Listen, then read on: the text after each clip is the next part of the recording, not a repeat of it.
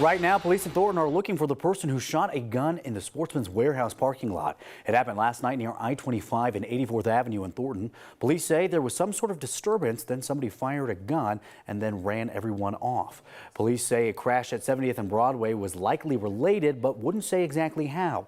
Police say it's still early in the investigation.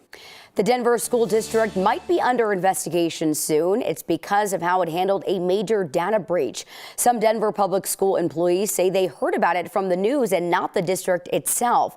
The district learned about the breach on January 4th and just now notified people impacted through a news release on Friday. They also sent letters in the mail. Information like names, social security numbers of current and former employees, fingerprints, and bank account numbers were stolen. High school math teacher Liz Fant says she wishes she knew about this sooner.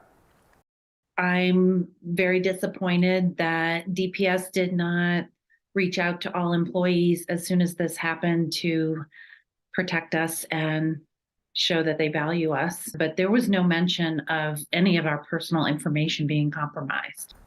State law requires people be notified no later than 30 days after a breach is discovered, with exceptions for certain law enforcement needs. In a statement, DPS says it complied with the state, saying it completed its review February 8th and sent a letter within 21 days. However, districts also have to notify the Attorney General's office no later than 30 days after the breach is known. The AG's office was notified 44 days after DPS found the breach. They say they're looking into whether they need to investigate the delay.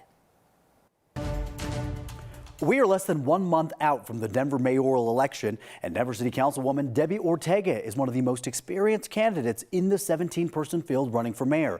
She's been in office for 28 years now and has been involved in a lot of decisions over the years. Given the fact that you've been in city leadership for so long, do you and your colleagues on city council share any of the blame for the current state of things? I think that's a good question. I think there have been a lot of things that have been moved forward by both the administration. Some of those have been supported by city council.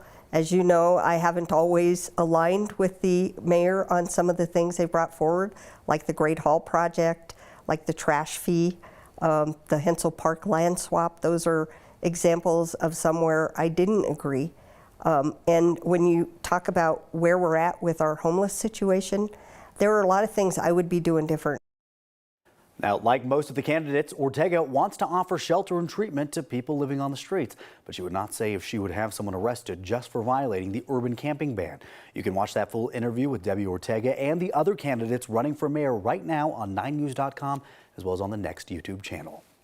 Well, when it comes to shelter for people experiencing homelessness, Denver is now doubling down on designated campsites. Yeah, they've given nearly 500 people places to stay over the last few years, and now they have the money to stay open for an additional year. Last night, the Denver City Council agreed to set aside more money to keep the sites open through the end of 2024. Most of the money is federal. Denver first started opening the so-called safe outdoor spaces in 2020. It was all in response to the pandemic. They filled empty spaces or even parking lots with tents as an alternative to traditional shelters. Now the group that runs the site's Colorado Village Collaborative is focusing on longer-term planning. It's better to have the longer term leases because then we can do more with the money. Obviously, the money that's included in the budget is also in part when we have to move. So obviously with all the infrastructure that we have in place, we have electricity, we have management trailers, things like that. We have to move that each time we move locations. And so that can be costly. So we are looking at longer leases now. Since this all started, 170 people have moved into permanent housing. The sites have moved around a lot, though. In total, there have been 8 different locations. Right now, there are 3 open, one near Bruce Randolph, one on Federal near the Barnum Rec Center, and one in Montbello. A few bills at the state capitol we're following for you this morning. Today, it's the first hearing for a bill that would stop arrests for some misdemeanors like trespassing, indecent exposure, prostitution, and underage drinking, as well as marijuana usage. There seems to be some growing opposition against it. Groups of law enforcement, municipal and business associations have now formed a coalition to try to keep the bill from passing. A Colorado House committee just heard the first of the 4 gun bills. They were introduced more than 2 weeks ago. This bill calls for a 3-day waiting period between the sale of a gun and actually getting it. It went before a House committee on Monday, but we don't know yet if lawmakers voted. The other 3 included in the package of bills are in a Senate committee's hands. That committee meets tomorrow. And 2 Colorado Democrats introduced a 5th gun bill. This one would ban the sales of guns with a rapid-fire trigger activator, commonly known as assault weapons. The gun rights advocacy group Rocky Mountain Gun Owners has already promised to do all it can to stop this bill from moving forward, saying it violates Second Amendment rights. But 9 other states already have similar weapons bans in place. No date has been set for its first hearing.